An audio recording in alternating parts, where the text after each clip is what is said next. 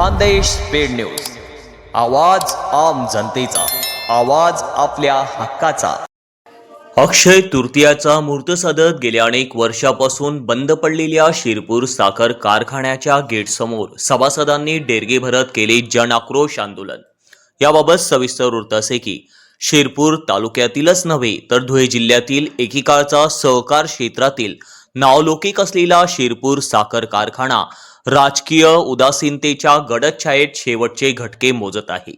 विधानसभा निवडणुकीच्या पार्श्वभूमीवर तालुक्यातील मातब्बर राजकीय नेत्यांनी ह्या साखर कारखान्याच्या प्रांगणात शेतकरी व सभासदांची सभा घेत बेंबीच्या देठापासून आवाज काढत कारखाना सुरू करण्याचे जनमानसांना विश्वास दिला होता। विश्वास नव्हे, वचन दिले होते, पण निवडणूक संपली आणि कारखाना जैसे थे।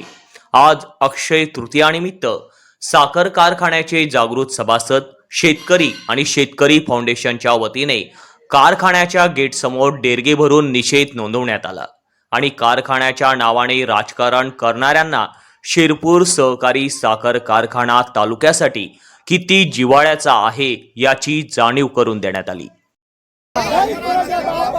कारखाना आमच्या हक्काचा, चला चालू करा, यांना लावा टिकल्या।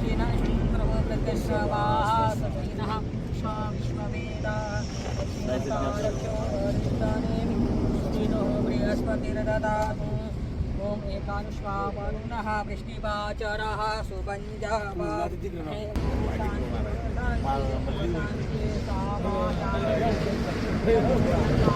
जय जय श्रीराम, जय श्रीराम। अरे निष्क्रिय संचालक मंडळाचं करायचं का? आणि डोकावरती पाय, कारखाना आमच्या हक्काचा, नाही कोणाच्या बापाचा। सुरू करा, सुरू करा, कारखाना सुरू करा, सुरू करा, सुरू करा, कारखाना सुरू करा।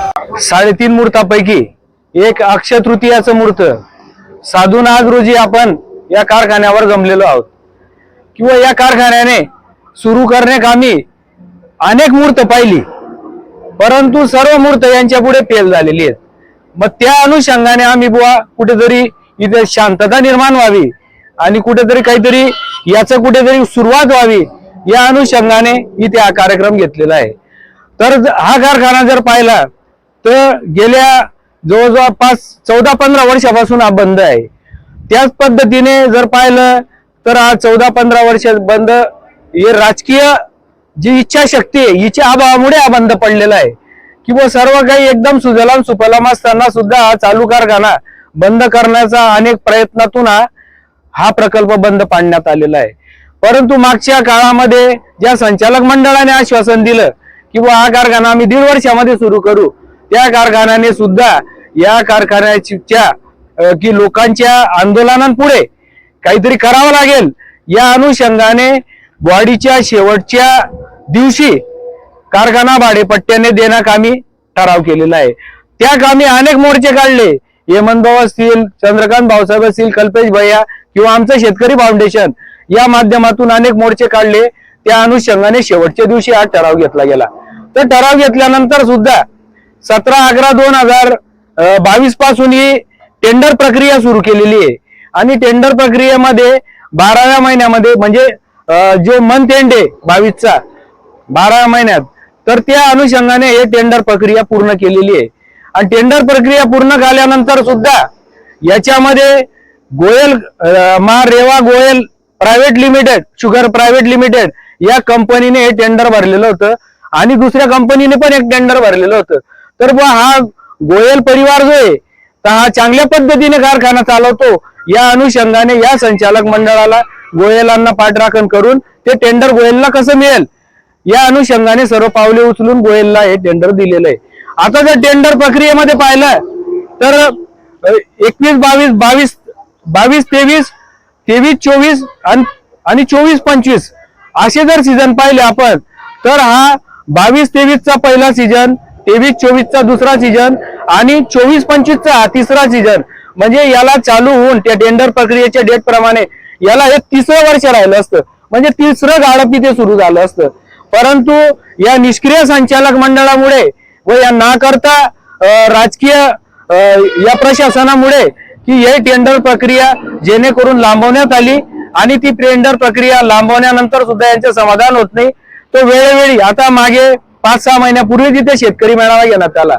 शेतकरी मेळाव्यामध्ये सुद्धा की कारखाना सुरू करण्याचं आश्वासन दिलं, हा सीझन आम्ही सुरू करू, ट्रायल बेसवर सुरू करू, त्याला सुद्धा शेतकऱ्यांनी होकार दिला. पण त्या काळी सुद्धा शेतकरी फाउंडेशनने सांगितलं होतं की हा इलेक्शन जुमला आहे, की हे इलेक्शन जुमला म्हणजे प्रत्येक इलेक्शनामध्ये हे जवळपास म्हणजे 10व 11व हे असेल निवडणूक असेल की याच्यामध्ये वेळोवेळी हे कारखान्याचे विषय काढून कुठेतरी संधी साधायची आणि अशा विश्वासघातकीपणामुळे हा कारखाना बंद आहे.